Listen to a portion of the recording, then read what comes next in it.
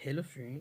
आपका स्वागत है हमारे चैनल साइबर एजुकेशन में। फ्रेंड, आज की वीडियो में हम लोग बात करने वाले हैं बिहार आईटीआई प्रवेश परीक्षा 2023 के बारे में। फ्रेंड, जैसा कि आपको मालूम होगा, बिहार आईटीआई का ऑनलाइन फॉर्म बहुत ही जल्द स्टार्ट होने वाला है और इसी एग्जाम को देखते हुए हम लोग डेली सुबह 10 बजे बिहार आईटीआई के लिए क्लासेस देख रहे हैं। तो आपसे रिक्वेस्ट है कि इस वीडियो को दोस्तों के साथ ज़्यादा से ज़्यादा शेयर करें, बच्चों को ज़्यादा से ज़्यादा जोड़ें ताकि मुझे भी पढ़ाने में मजा आए। ठीक है, सबसे पहले आप इस वीडियो को दोस्तों के साथ ज़्यादा से ज़्यादा शेयर कीजिएगा। साथ ही अगर अभी तक आपने हमारे चैनल को सब्सक्राइब नहीं किया है तो चैनल को सब्सक्राइब करके हमारे साथ जुड़ जाइए, क्योंकि यहाँ बिहार आईटीआई की संपूर्ण तैयारी बिल्कुल फ्री में करवाई जाती है। तो फ्रेंड, यहाँ से देख सकते हैं मैंने इस क्वेश्चन की पीडीएफ को ओपन कर रखा है। तो चलिए हम लोग एक एक करके सारे क्वेश्चन को डिटेल में समझते हैं। इससे पहले आपसे रिक्वेस्ट है कि इस वीडियो को शुरू से लेकर लास्ट तक देखें और वीडियो समाप्त हो जाने के बाद कमेंट बॉक्स में आप अपना स्कोर जरूर शेयर करें कि आखिरकार आपने कितने क्वेश्चन का राइट आंसर दिया हुआ है। ठीक है, पहला क्वेश्चन यहाँ पर देखिए मेंशन किया गया है, विश्व में किस देश की साक्षरता दर सबसे अधिक है, ये आपको बताना है। ठीक है, यानी कि विश्व का कौन सा वह देश है जो कि साक्षरता दर यानी कि अधिक पढ़े लिखे हैं। साक्षरता का मतलब क्या होता है कि लिखना या पढ़ना आता हो, उससे हम लोग साक्षरता के नाम से भी जानते हैं। ठीक है, तो विश्व का कौन सा देश है जो कि साक्षरता दर सबसे अधिक है? ऑप्शन देख सकते हैं, रूस, ऑस्ट्रेलिया, जापान या फिर संयुक्त राज्य। ठीक है, तो इसका राइट आंसर क्या होगा? तो इसका राइट आंसर हो जाएगा रूस, जो कि यहाँ पे ए ऑप्शन में दिया गया है। ठीक है, अब देखिए यहाँ से डायरेक्ट क्वेश्चन ये पूछा जाता है कि भारत का वो कौन सा राज्य है जो कि सबसे अधिक साक्षरता दर है? तो केरल राज्य में सबसे अधिक साक्षरता दर है, जो कि आप सभी को याद होना चाहिए। ठीक है, वही हम लोग बात करें रूस की, तो यहाँ पे 99% आपको साक्षरता दर है, जो कि वर्ल्ड भर में यानी कि विश्व भर में सबसे अधिक ये साक्षरता दर है। ठीक है, तो बिल्कुल आप ये बात याद रखिएगा। चलिए हम लोग अगले क्वेश्चन की ओर बढ़ते हैं। नेक्स्ट क्वेश्चन देखिए मेंशन किया गया है, निम्नलिखित में से कौन सा जानवर बिल या फिर माद में रहता है, ये आपको बताना है। बिल या फिर माद एक ही बात होता है, ओब्लिक करके दिया गया है। तो कौन सा जानवर है जो कि बिल में रहता है, ये आपको बताना है। ऑप्शन देख सकते हैं, कछुआ, मगरमच्छ, ऑक्टोपस या फिर खरगोश। इसको आप ऑप्शन के अनुसार ही हल कर सकते हैं। इसका जो राइट आंसर हो जाएगा, ये हो जाएगा खरगोश। ठीक है, जो खरगोश होता है ये आपको बिल या फिर माद में रहता है, जो कि यहाँ से डी ऑप्शन बिल्कुल राइट आंसर हो जाएंगे। ठीक है, साथ ही आपको याद होगा कि खरगोश जो है बहुत ही अधिक तेज दौड़ने वाला जीव है। आपने कछुए और खरगोश की कहानी तो जरूर सुनी होगी। ठीक है, चलिए हम लोग अगले क्वेश्चन की ओर बढ़ते हैं। नेक्स्ट यहाँ पे देखिए मेंशन किया गया है, बागु रुम्बा भारत के किस जनजाति का पारंपरिक नृत्य है, ये आपको बताना है। तो मैंने आपको पहले ही बताया था कि देखिए नृत्य से संबंधित आपको बहुत सारे क्वेश्चन पूछे जाते हैं। इसका राइट आंसर क्या हो जाएगा? तो इसका राइट आंसर हो जाएगा सी ऑप्शन, जो कि हो जाएगा बोडो। ठीक है, साथ ही आपको ये भी याद होना चाहिए कि जो यहाँ पे नृत्य दिया गया है बागुरुम्बा, ये असम राज्य का नृत्य है, लोक नृत्य है, जो कि बार बार क्वेश्चन पूछा जाता है। ठीक है, साथ ही असम राज्य में एक बिहू नृत्य है, जो कि बहुत ही फेमस है और बहुत से अलग अलग एग्जामों में इस क्वेश्चन को पूछा जा चुका है। ठीक है, अगला क्वेश्चन देखिए मेंशन किया गया है, भारतीय खाद्य नियम यानी कि एफसीआई की स्थापना कब की गई है, ये आपको बताना है। तो आप देखते होंगे कि एफसीआई में बहुत सारा वैकेंसी भी आता है। रिसेंटली अभी कुछ ही दिन पहले इसका वैकेंसी आया था एफसीआई में। तो यहाँ पे आपको ये बताना है कि एफसीआई की स्थापना कब हुआ था। ठीक है, ऑप्शन देख सकते हैं, 1967, 60, 65 या फिर 69। तो इसका जो राइट आंसर हो जाएगा, ये हो जाएगा 1965। 1965 ईस्वी में एएफसीआई की स्थापना हुई थी। ठीक है, साथ ही आपको ये भी याद होना चाहिए कि एफसीआई का काम क्या होता है। तो देखिए, ये भारतीय खाद्य निगम, जो कि भारत में अनाज होते हैं उनकी खरीदारी प्रबंधन का जो विवरण होता है, इन्हीं के द्वारा किया जाता है, इसी भारतीय खाद्य निगम के द्वारा किया जाता है। नेक्स्ट यहाँ देखिए मेंशन किया गया है, यदि किसी देश में बजट घाटा और यह स्थिति लंबे समय तक बनी रहती है तो इसका परिणाम क्या होगा, ये आपको बताना है। इसका प्रमाण ऑप्शन देख सकते हैं, अधिशेष बजट, संतुलित बजट, ब्याज दर में कमी या फिर बढ़ता कर्ज। तो यहाँ पे ऑप्शन के अनुसार इसका राइट आंसर हो जाएगा बढ़ता कर्ज। अब देखिए बहुत ऐसे कैंडिडेट हैं जिनके मन में ये भी डाउट चल रहा होगा कि सर जो आप क्वेश्चन करा रहे हैं, क्या ये बिहार आईटीआई का क्वेश्चन है क्या इस बार 2023 में जो एग्जाम होगा उसमें पूछे जाएगा या फिर नहीं पूछेगा। तो देखिए, मैं आपको प्रैक्टिस के रूप में जितने भी वीवीआई क्वेश्चन मैं आपको करा रहा हूँ, जैसे इसका ऑनलाइन आवेदन स्टार्ट होगा, इसका सिलेबस मुझे पहले से मालूम है, लेकिन ऑनलाइन आवेदन स्टार्ट होगा तो मैं सिलेबस के अनुसार आपको पूरा टेलीग्राम ग्रुप में सबसे पहले मैं आपको बताऊंगा कि कौन सा टॉपिक पढ़कर आना है और कहाँ से मैं आपको क्वेश्चन डालूंगा, सारा इन्फॉर्मेशन मिल जाएगा। अभी तक जब तक आवेदन नहीं स्टार्ट होता है तब तक हमारा जो क्लास है डेली सुबह 10 बजे आप देखते रहिए। बहुत सारे कैंड के कमेंट ये भी आ रहा है कि सर रात्रि में 10 बजे लीजिए, इतना बजे लीजिए। तो मैंने इसलिए यूट्यूब के कम्युनिटी टैब में एक पोस्ट किया था कि आप वहाँ पर देख कर बताइए कि आखिरकार आप कितने बजे क्लास देखना चाहते हैं। तो सबसे जो ज़्यादा वोट आया था 10 बजे सुबह में ही आया था, इसलिए मैं आपको सुबह में क्लास ले रहा हूँ, ठीक है। नेक्स्ट क्वेश्चन देखिए, मेंशन किया गया है, किस भारतीय को भारत सरकार के लिए 10 बार बजट प्रस्तुत करने का गौरव हासिल हुआ है, ये आपको बताना है। बहुत ही इंपॉर्टेंट क्वेश्चन है और बहुत सारे अलग अलग एग्जामों में इस क्वेश्चन को भी पूछा जा चुका है, ठीक है। इसका जो राइट आंसर हो जाएगा ये हो जाएगा मोरारजी देसाई, जिन्होंने 10 बार ये बजट पेश किए थे, ठीक है। इन्होंने जो प्रथम वित्त मंत्री बने थे, जो प्रथम बजट पेश किया था वो 1958 में किया था, जो कि आप सभी कैडेट को मालूम होगा। और आपको ये भी याद होगा कि जो मोरारजी देसाई है ये आपको प्रधानमंत्री भी रह चुके हैं, ठीक है। तो यहाँ से भी डायरेक्ट क्वेश्चन आपके पूछे जाते हैं। चलिए हम लोग अगले क्वेश्चन की ओर बढ़ते हैं। नेक्स्ट क्वेश्चन यहाँ पे आपको देखने को मिल जाएगा, जो कि बहुत ही इंपॉर्टेंट क्वेश्चन है। प्राचीन काल में बौद्ध काल के दौरान कपिल वस्तु के शासक कौन थे, ये आपको बताना है। ये भी क्वेश्चन बहुत सारे अलग अलग एग्जामों में ये क्वेश्चन पूछा जा चुका है और आपको फटाफट ये बताना है कि इसका राइट आंसर क्या होगा, ठीक है। ऑप्शन देख सकते हैं, सांक्य, गुप्त, लिच्छवी या फिर मौर्य। इसका जो राइट आंसर हो जाएगा ये हो जाएगा सांक्य, जो कि आप सभी के मालूम होगा कि जो बौद्ध थे इस शाक्य वर्ष से संबंधित है और यहाँ पे ऑप्शन में वही क्वेश्चन पूछा गया है। देखिए, बौद्ध धर्म से संबंधित बहुत सारे इंपॉर्टेंट क्वेश्चन पूछे जाते हैं।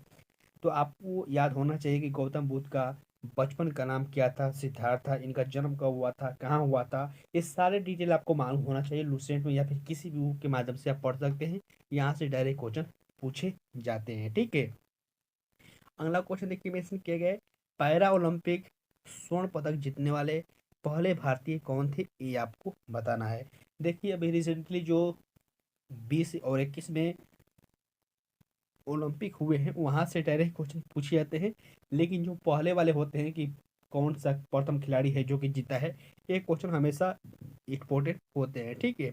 जैसे कि यहाँ पे पूछा गया है कि पैरा ओलंपिक में स्वर्ण पदक जीतने वाले प्रथम जो भारतीय थे वो कौन थे, तो ये थे आपको मरियप्पन थंगा वैलू, जो कि यहाँ से सी ऑप्शन बिल्कुल राइट आंसर हो जाएंगे इस क्वेश्चन के। ये ऊंची कूद में स्वर्ण पदक जीते थे, जो कि आप सभी के को मालूम होगा, और ये चेन्नई से संबंधित है, तमिलनाडु से संबंधित है। अगला क्वेश्चन देखिए, मेंशन किया गया है, कौन सी नदी 10 देशों से होकर बहती है, ये आपको बताना है। कौन सी वो नदी है जो कि 10 देश से होकर बहती है। ऑप्शन देख सकते हैं, डेनू, वोल्गा, फुरात, दलजा। तो इसका जो राइट आंसर हो जाएगा ये हो जाएगा डेनू, जो कि यहाँ से ए ऑप्शन में दिया गया है, ठीक है। चलिए हम लोग अगले क्वेश्चन की ओर बढ़ते हैं। नेक्स्ट यहाँ पे देखिए, मेंशन किया गया, भारतीय संविधान में मौलिक कर्तव्यों की अवधारणा निम्नलिखित में से किस देश की संविधान से लिया गया है, ये आपको बताना है। तो मैंने आपको पहले ही बताया था कि देखिए, जो अधिकार जो भी अवधारणा ली गई है अलग अलग देशों से, ये क्वेश्चन बार बार रिपीट होता है और पिछले वीडियो के माध्यम से भी मैंने आपको ये जानकारी मेंशन की थी। जैसे कि यहाँ पे देखिए, मौलिक अधिकार के बारे में बात किया गया है, तो जो आपको मौलिक अधिकार है ये आपको अमेरिका से लिया गया है। तो यहाँ से बी ऑप्शन बिल्कुल राइट से समझेंगे, संयुक्त राज्य अमेरिका। आयरलैंड से क्या लिया गया था, तो नीति निर्देशक तत्व लिया गया था, जो कि मैंने आपको पिछले वीडियो के माध्यम से भी बताया था, ठीक है। इन सारे पॉइंटों को आप जरूर याद रखिएगा। अगला क्वेश्चन देखिए, मेंशन किया गया, मज्ब उल बहरैन पुस्तक लिखने वाले मुगल वंश का कौन था, ये आपको बताना है। तो सिंपली आपको ये जो पुस्तक है मज्म उल बहरैन पुस्तक, ये किसके द्वारा लिखा गया था, सिंपली आपको यही बताना है। इसका जो राइट आंसर हो जाएगा ये हो जाएगा दर्रा सिको, जो कि यहाँ से सी ऑप्शन में दिया गया है, ठीक है। चलिए हम लोग अगले क्वेश्चन की ओर बढ़ते हैं। नेक्स्ट क्वेश्चन यहाँ पे देखिए, मेंशन किया गया, दुनिया की आधी से अधिक जैव विविधता पौधे और जानवर की विविधता कहाँ पाई जाती है, ये आपको बताना है। ये क्वेश्चन इन्वायरमेंट से संबंधित है, यहाँ से भी डायरेक्ट क्वेश्चन पूछे जा सकते हैं, जो कि इसका राइट आंसर हो जाएगा उष्ण कटिबंधीय वर्षावन, ठीक है, जो कि यहाँ से बी ऑप्शन में दिया गया है। नेक्स्ट यहाँ पे देखिए मेंशन किया गया है, नोंगकर्म नृत्य उत्सव किस भारतीय राज्य में मनाए जाने वाला एक पारंपरिक नृत्य उत्सव है, ये आपको बताना है, ठीक है। तो इसका राइट आंसर क्या होगा, फटाफट आप वीडियो के नीचे कमेंट करके मेंशन कीजिए। इसका जो राइट आंसर हो जाएगा ये हो जाएगा मेघालय, जो कि यहाँ से सी ऑप्शन में दिया गया है। साथ ही आप मेघालय के बारे में कुछ इंपॉर्टेंट पॉइंट याद रखिए कि यहाँ का नृत्य क्या है। यहाँ का एक नृत्य है साख और सुख, जो कि बहुत ही फेमस है, बार बार रिपीट होता है। साथ ही अभी मेघालय के वर्तमान समय में मुख्यमंत्री कौन है, फटाफट वीडियो के नीचे कमेंट करके मेंशन कीजिए। नेक्स्ट क्वेश्चन देखिए मेंशन किया गया है, पुस्तक the India of my dreams की लेखक कौन है, ये आपको बताना है। ये देखिए जो पुस्तक वाले क्वेश्चन होते हैं बहुत ही बार बार रिपीट होते हैं, तो आपको मैंने पहले बताया था कि देखिए जो जितनी भी इम्पोर्टेंट बुक है उसको आप एक बार जरूर पढ़िएगा।